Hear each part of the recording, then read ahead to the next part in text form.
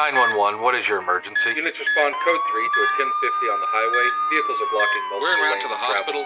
Patient is currently having We've got a cardiac 4-alarm arrest and has fire been here. intubated. Send additional Protesters are trucks. outside of City Hall and they are not complying with our Out orders on to one. Hold the disperse. air. In a rapidly changing world for first responders where it seems that every day the rules and norms are changing, there is one voice you can count on to give you the latest in emergency news. That is Lifeline.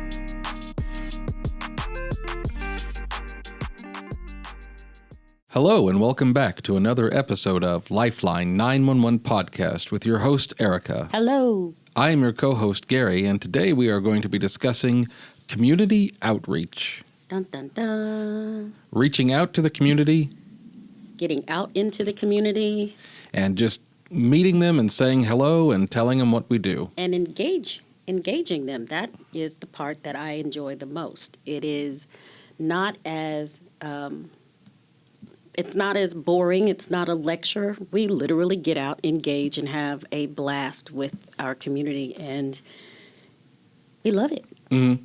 We absolutely do. And you play a very large role in community engagement. In fact, you head up our division's community outreach, right? I do. I'm honored to do so, and I have been at the helm now probably, I don't know, about 9 months maybe. Mm-hmm. But I've been a part of it almost from the beginning, but now in the head role, if you will, the contact person Sure. for about 9 months. So you're really the best guest that we can have on the show for you to talk to is you. So that works out, you know. I guess, I'm trying to be, what do you call it, humble, but yeah. Yeah. It's very easy to schedule that, you know. It's very true. Yeah. You're two You're for right. one. So yeah, we kind of want to talk about what community outreach is, how we do it, how we go about doing it, questions we get asked, Yeah. and we, as if I go, but like You could go. I could, but how the citizens interact with us, the community, and then. Maybe Erica, if she's nice, will give you guys some tips for how to start it in your own center if you're thinking about it. Nice. Yes. So what exactly is community outreach? Because I guess most people, when they hear that, they're thinking reaching out to the community in some method or other. It kind of is. It absolutely is reaching out to the community. But for us, we didn't actually go and say, hey, community, we are reaching out to you. Mm-hmm. We basically introduced ourselves to the community by our Facebook page and by accompanying the Coffee with a Cop. So if anybody has ever heard of Coffee with a Cop or Donuts for Dispatchers or Donuts with Dispatchers, that's another one. I think that's in Arizona. I found out. Oh, yeah? Yeah, when I went to TC Week. That's a good one. This That one I'd like to go to. Donuts with Dispatchers, it's pretty awesome. It is literally us interacting with our community in a very casual way because, as we all know, what we do is not casual by any means. No. And most of the interaction that people have with us is not on a good day. So this is a way for them to literally find out that there are real heroes behind the headsets that are just like them, everyday citizens who do this work. And so we go just about anywhere. Mm-hmm. Yeah, because we had been talking a little bit earlier, and you'd mentioned that the most iconic person in the world for what people think of when they think of a dispatcher or call taker is probably Grace from... The 911 Lone Star yeah. or Maddie Yeah. from the 911 Los Angeles, or just 911. Yeah, because that's pretty much the most famous role that, Yeah. I guess Halle Berry from The Call as well. That's true. But Yeah, that's, yeah. I guess, a little dated at this point. True, but if you think about those people, what I do like about those is, not to get too far off topic, but they are real people. Mm-hmm. And so are we. Yeah, And allegedly. Allegedly. And I find that, for me, when I first got into this and would interact with the public, it was interesting to me how fascinated people were to find out that we're real. Mm-hmm. And like we were talking before, the show about that. What is it? The Christmas commercial with the M&Ms and Yeah. Santa Claus, when they both show up and they both look at each other and go, "He's real. They're real." It's very Yeah. true. Yeah, absolutely. So, the community outreach programs are a great way to let people know we do exist. Yeah. We're not just Keebler elves running around here. We're actually love people that that. have That's awesome. friends, mortgages, Yeah. vacation plans. Dogs Yeah. and that do all the things and vets and all the things that you do in your regular life. So, yeah. Okay, so it started out as sort of coffee with the cop or donuts for dispatchers. Where you Yeah. a police officer will go out and basically just have 15 cups of coffee sitting at a restaurant, Yeah. meeting people as they come in, talking to them, and you got invited to kind of tag along and go with that. Yes, that's how it started. We would we had a assistant manager at the time that she doesn't work here anymore, but it was her vision. It was her brainchild, if you will, because she asked the officers, I believe is how it went, if we would be able to come along with, or in a conversation, it kind of came about organically to where we were invited to be alongside them. So when they were at Starbucks and Whataburger and even McDonald's, I think that at the time that's where they were. They hadn't yet graduated to Starbucks, but they always Graduated said, to Starbucks. I'm serious, it's true. That's the primo place. Yes, Starbucks. So I remember going, and one of the officers was like, "I'm so glad you guys are here," because they always ask us questions about 911, and we can answer, but it's not the same. Right. And so I remember myself and another young lady went, and we ended up talking to just people passing by, and they would ask us regular questions like, "So do you know my address when I call?" That depends on your landline. And I will never forget one conversation. One lady, she was telling me about her elderly parent had moved here from somewhere else, and she wanted to know if we could trace the cell phone number. And I remember telling her, "Did you know that you have to change your address with your carrier in order for us to know where you live by way of your cell phone? So if we had to trace it and we called, they're going to give us the address to wherever, your billing address, wherever it was, versus wherever it is now if you have not updated it." And she was amazed. She's like, "I'm going to do that right now." And I kid you not, she picked up her phone, called the cell phone company, and changed the Updated it physical right there. address right there, because it had never occurred to her that if something had happened and we had to do what we call a trace and had to do the digging that we do, we're going to have an episode on that at some point, the toys that we have to find people, we would have gone to El Paso or wherever it was that I said she Yeah. was from. That's Yeah. where we'd have gone. We'd have had to call them, and it'd just been a thing. All of that came about from a cup of coffee. Yeah, because people just asking a question because you don't think about it, but back in the day when you had landlines, yeah, of course your address was instantly kind of available. And I still love landlines. Yeah, I mean they're always reliable, especially if Yeah. you don't have a digital one. Then Yeah. if you have like the old copper lines, Yeah. you don't need electricity for that. It's a beautiful thing. But when you have a cell phone, people move in and out of apartments all the time, and they just assume that the cell phone company will be updating that. But Well, yeah. you have to, and that's a great example of just sort of a very important, very simple thing that you can do that Yeah. kind of came around just from a conversation you had at a coffee place. Yeah, just coming along with Coffee with a Cop that morphed into, and that conversation might, who knows when or if that conversation would ever have taken place if not for that environment and that community outreach opportunity. And that's what inspired us to go bigger with it. So reaching back into my memory, I believe I asked her, how did it come to be that we really branched out? I mean, truly branched out on our own. Sure. Is I believe at an event, someone asked, hey, will you come talk to my kids at elementary school, let's just say, Yeah. something like that. And she was like, sure. And then we had to figure out, okay, when we got to this elementary school, what would we say? And now we have a whole I don't know if curriculum is right, but we have a whole spiel, if Yeah, you will. pamphlets and Yeah. notes and everything. Notes and Yeah. swag, if you will, for the littles. Yeah, because when that started, it was just sort of starting from nothing. Like, Yeah. it was just an invite to go talk, and I don't know what to talk about. you Yeah, know. well, we would just talk about 911, and we would, it obviously depended on the age group, but for the littles, we always would ask, does anybody here know how to call 911? And now we have Cell Phone Sally, Yeah. which yeah. is a costume that dresses up, and it looks like a cell phone. It's pink. Yep, big pink fuzzy cell phone. And we have coloring books and crayons that are. We even have the Word searches, seek and finds. We even have the 911 contract for kids that are old enough to fill it out, and it's a Legally binding contract that we will take people to court for. No. not at all, not at all. It's usually, I think it's roughly ages 7 and up.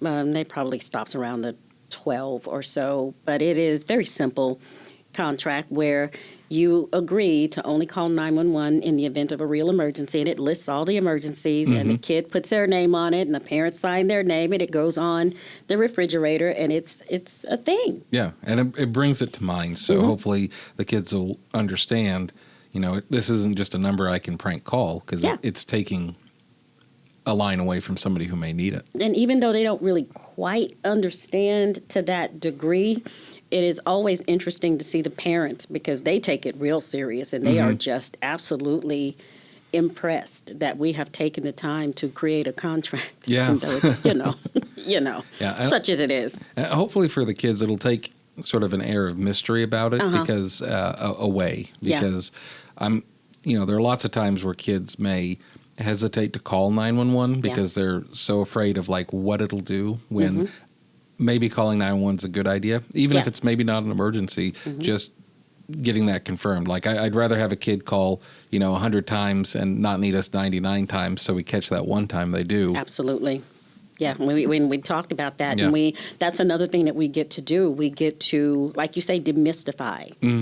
When they see a real person and we're talking to them, and it's not a police officer dressed up like that, but it is nice when we are side by side because it's both sides of the phone represented at the same time. Yeah. But we go to all kinds of events. I mean, we go to elementary all the way up to high school. We've done career days. I mean, really big career days. We not too long ago we went to an all boys school for a career day, and I was able to grab 2 of my fellas that were not a part of the team, but they are now. Yeah.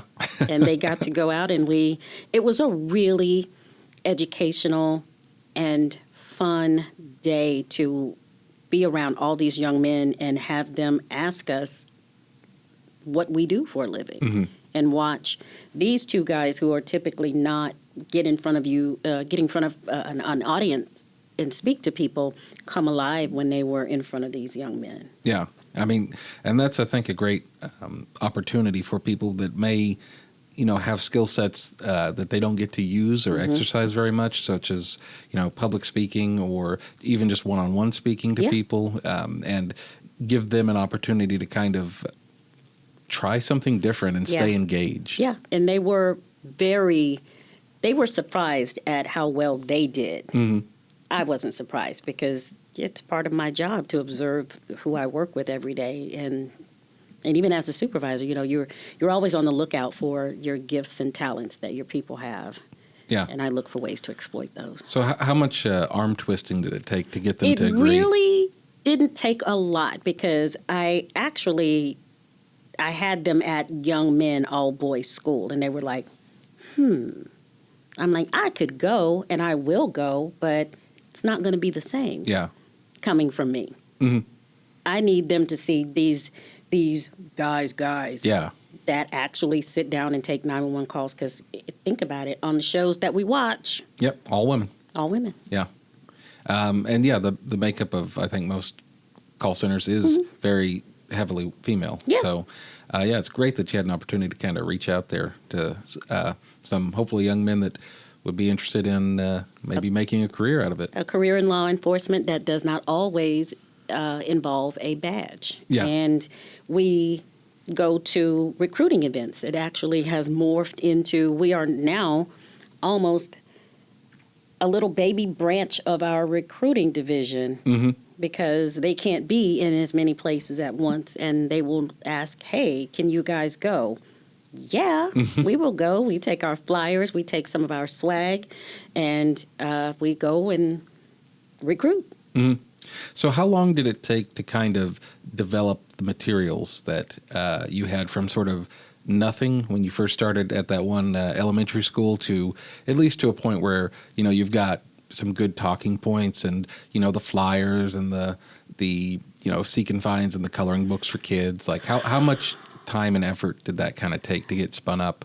It really, and I'm going to do a lot of guessing here because I just, thinking back in my involvement and from when I actually got started and really started going to events, it's probably been more than 3 years.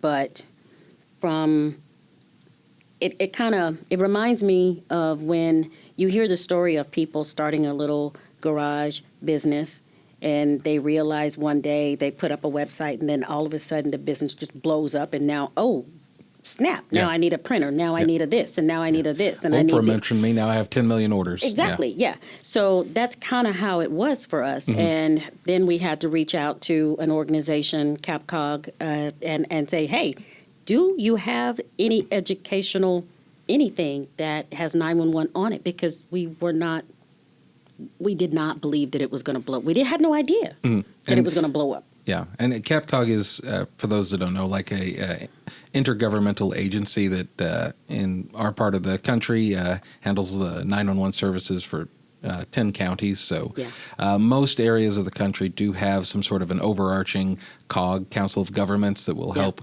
So, you know, that's a good place to look for some material if you need it. And that's exactly where we went. And we found the young lady over there who had a budget for those things, and she would literally hook us up with crayons, pens, pencils, glow sticks, you name it. Yeah. And that's, once we started doing that, we realized, you know what, when it comes to the smaller kids, some of that stuff is not appropriate. You know, some of the gadgets and gadgets Yeah. may not be appropriate for them. So that's when we came up with, how can we come up with our own coloring book if we can't get it from here? So that's where we went online and started looking up 911 coloring sheets. Yeah, and just finding some of those to use Yeah, and and- printing them off. And they're everywhere. They're all over the internet, and they are free. So we've gotten to the place now where if we ever ran out, we could reproduce them ourselves, and it would not be a problem. Yeah, because it does, you know, take a little bit of, you know, not only time but also monetary investment to kind of get that started with. Yeah. You know, even though the crayon, you know, the four crayons might only cost, you know, 50 cents or whatever. You know, if you buy 200 sets of them, it starts to kind of add up. It does. So, aside from like CapCog, like, have you found like, where have you also kind of gotten resources to do this in terms of like, do you have any like donations from people that like, from community events, or have you been able to like strong arm any of like, you know, executive staff into giving you some stuff? Okay, glad you mentioned that. So for us, we have been fortunate. We had the COG, and even when we thought that well was going to run dry, we were able to mention it to our chief of police, Chief Henderson, who is the best ever. And we happened to mention to her that we were running out of swag, and we've gotten kind of famous around our own agency as being the go-to for community, because remember, we started off tagging along, and now they come to us Yeah. for, how do you guys do this so well? Because we have grown into it, and it is literally, we have our own Facebook page, we have our own thing. Yeah. We used to be the warm-up people. Yes, yes, I love that. And now we're headlining. Absolutely. It is so true. And so when we had that conversation with our chief, and she's like, oh no, we can't have you guys out there with no swag and or subpar. So I don't know where she got the money. I don't ask no questions. Nope.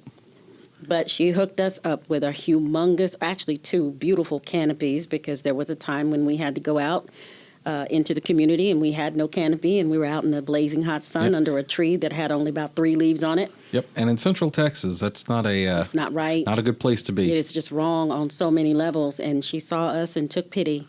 And now we have the best looking canopies everywhere. Yeah. And Yes, you know, it's a beautiful thing. plenty of space if you need to invite other people. Yeah, you can move in. We could chill out good. We can get a couple of lounge chairs and watch a television and have, end tables and stuff underneath it. Yeah. But that's how we still, because remember, we are still a police agency, and in other words, we are responsible for the people's money.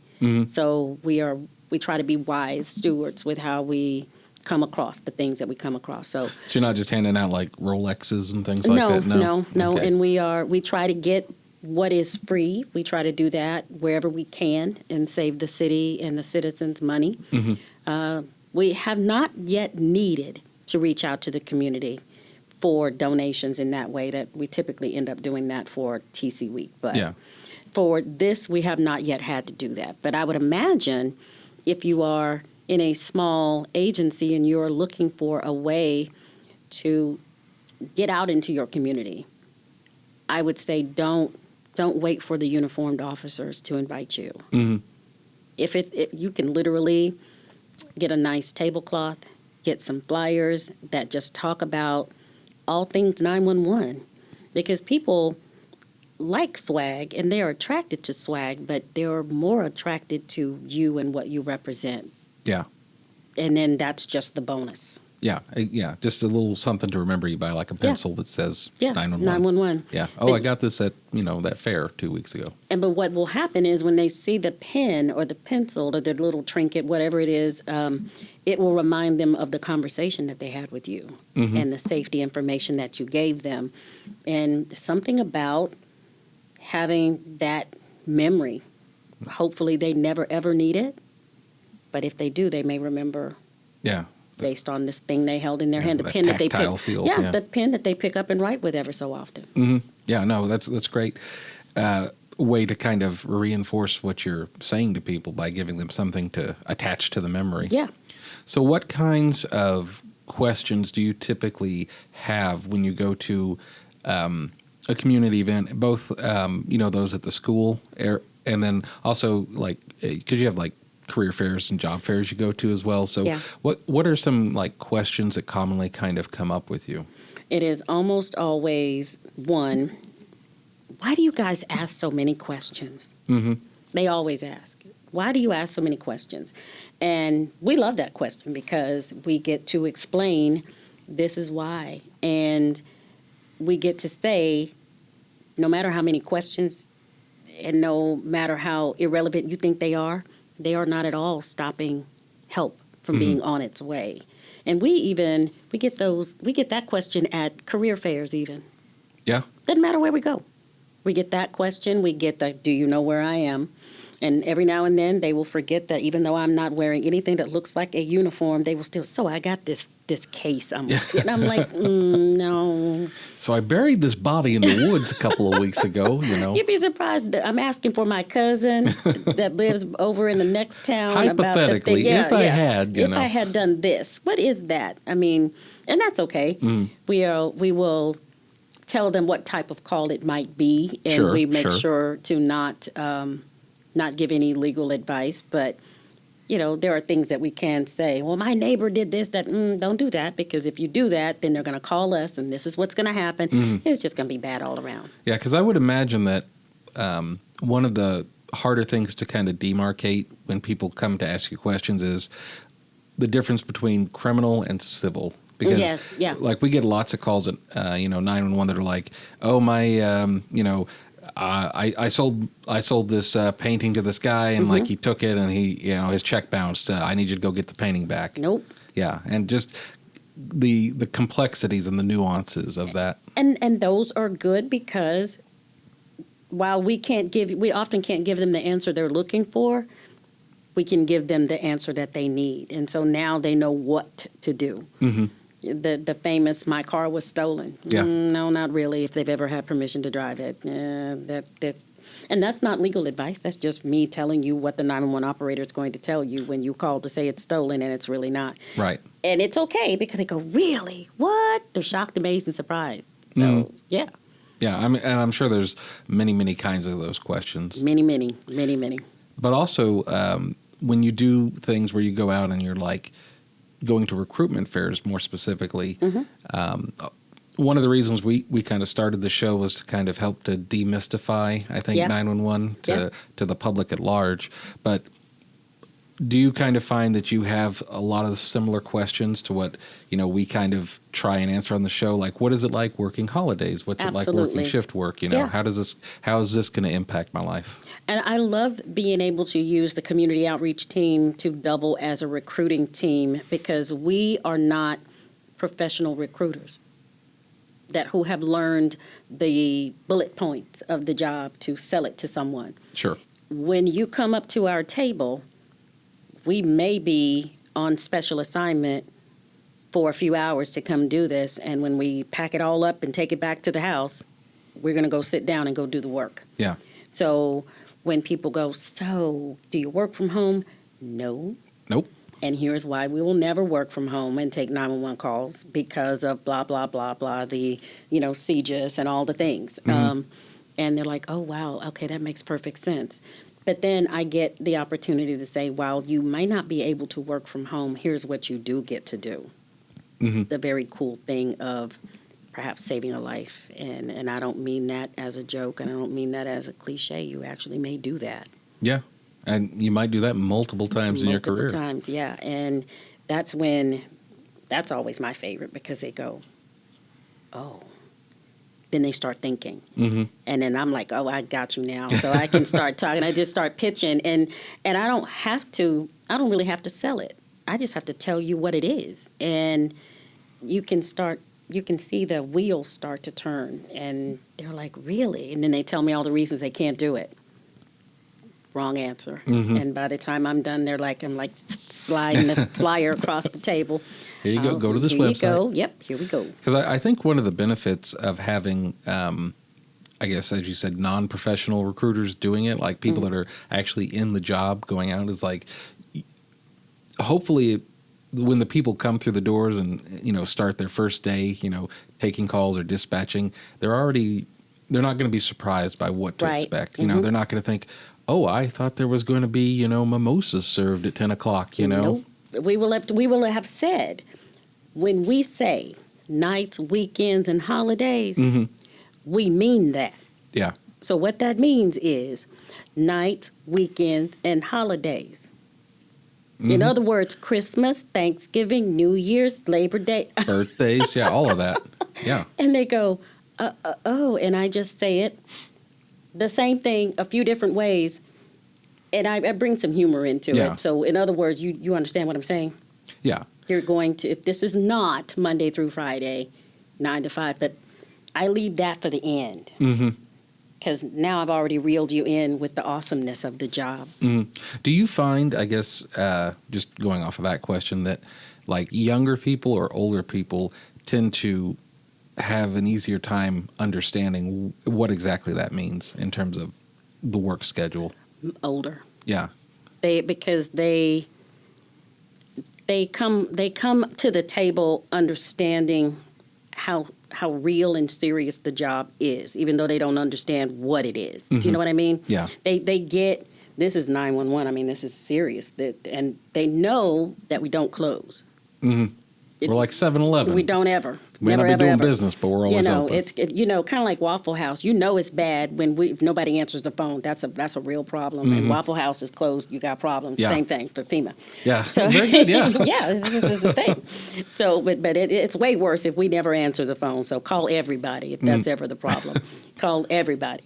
But no, they come to it because they've lived. They have life experience, and so they know that when we say to them, it's a sacrifice to do this, they immediately understand and respect it. So I don't have to reiterate it so much to them. It's the young people. Okay. So what, I guess, sort of, if somebody out there's listening and they're in a small agency or an agency that doesn't have any community outreach, how, like, where do you think that, would you go to kind of start? Because would you just call up like the local Starbucks or whatever and say, hey, Yeah. I'd like to, Yeah. have a table there? I would, if it were me, with nothing but an idea, I would first make sure my leadership is okay with me giving it a Sure. shot. Yeah. And then I would call my Whataburger, your Dunkin' Donuts, Shipley's, any of those local chains, or even mom and pop for that matter, and say, hey, I wonder if you would consider allowing me and maybe another 911 operator to come and set up a little table and just get out some community information, just some information about 911 and safety. You say 911 and safety, those are almost always going to get you in the door. And you're not asking for much. You don't want free coffee. You don't want anything. Just, can I come stand here and let's engage with the community and see what they say? Yeah. And are you just going to be grabbing the people that kind of come in, or do you also there's so much social media these days that it's kind of hard to make any sound because there's so much noise out there already?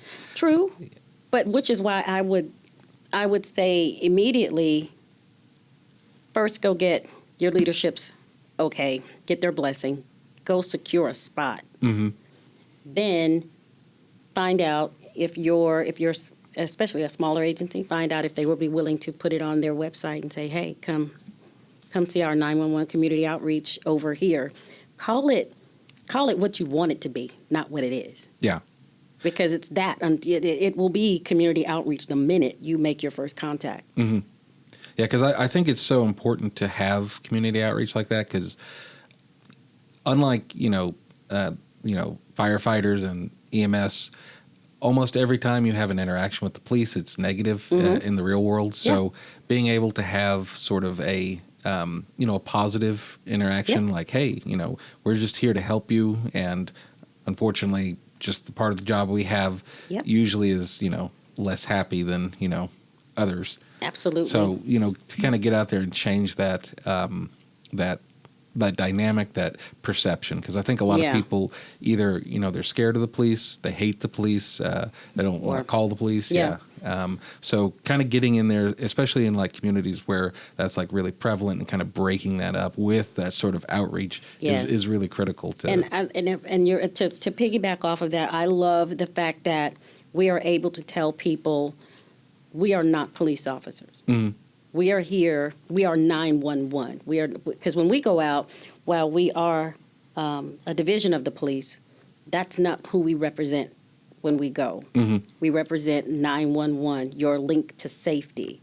So you call us if you need police, fire, EMS, or mental health services. And so we're pushing all of that. And it's really rewarding to have those conversations. And it's really awesome when it morphs into, and I promise you, if you are small, don't have a community outreach division, set up a small table and watch it catch fire, because that's exactly what happened to us here 3 years, 4 years later. It's a monster. In a good way. Yeah, because we were talking earlier, and your team is actually kind of going to quite a number of events this year. You said that in the last 4 months you'd already gone to 17 or so? I believe it's 17. Don't quote me. I feel like it is. I feel like I sent something to our lieutenant because she asked, and I believe the magic number at that time was 16. And our season began late March, early April. Yeah. And it goes through September, November, right around like a couple of weeks before Thanksgiving. It just goes dark. Yeah. Because nobody's doing anything. Yeah. We don't really do Santa Claus and that kind of thing. And then it picks up again around March, around late March, early April. Okay, so it's become quite the task, but you've got a lot of help, obviously, that I do. Is eager to help out. Like, how many people do you kind of regularly use? So the team now is over 30. Really? Yeah. I had no idea that many people were going out there. That's awesome. And it's not always the same ones. Sure, yeah. And what I really like to do is send a veteran with a rookie. And there is no, I don't need a lot of experience. Matter of fact, the fresher the face, the better. because they're not taking anything else with them but eagerness. Yeah. And that you can mold and use. Absolutely. And they're just happy to be here and happy to be asked to go and represent. That's a big deal. So, yeah, it's about 30 people. And actually, it's a little bit bigger than that if you count the administrative names that have to be aware of where we go and what we do. Sure, yeah. I mean, you don't want to just be going out there as a renegade or anything. Yeah, no. And I would say make sure you get get the blessing of whoever your leadership is. It'll go easier for you if you do that. So where, I guess just to kind of round out, where do you see kind of this community outreach going in the next couple of years in terms of like, you know, are you going to just keep going to more and more events? Do you want to like get a little video to go with you at your table, or like where would you like if you had, you know, were queen for a day, where would you like this to be? If I were queen for a day, I would love for us to get into. I would love for us to have our own YouTube channel that we can do, sanctioned, of course, PSAs. Yeah. For our community, so that it would be linked to our e-com Facebook, and then they would feed off of each other. You can see the pictures as we go out and the events, the notices of where we're going to be next, because that's a thing. Yeah. We actually advertise where we're going to be next, and people will say, "I saw it on Facebook." Okay. What? we had arrived when that happened. We just didn't know we had followers. Yeah. And we were too outdone. But we really were. We're like, what? But that, if I had my way, that's the next thing. And I would have no problem with it being monitored. Of course, you want everything to be blessed by your leadership, but that would be the next thing. Okay. Yeah. All right. Well, community outreach, it's a key factor in helping the community understand what we do as 911 operators and dispatchers, and hopefully we'll demystify some of it for the people that come talk to you, and maybe even get a few new recruits to join the ranks. Yes, and if you have any questions at all, and hit us up on our site, on our email, and I'll answer you back. Oh, yes, absolutely. That's a passion of mine. Well, everyone, thank you for listening. From all of us at Lifeline 911 Podcast, I'm Gary. I'm Erica. And we will see you next week. Thank you for watching our production of Lifeline 911 Podcast. If you have any questions about the topics we discussed today, or if there's something specific you'd like us to cover in a future episode, send us your questions at lifeline911podcast@gmail.com. Stay safe out there. Until next time, this is Lifeline 911 signing off.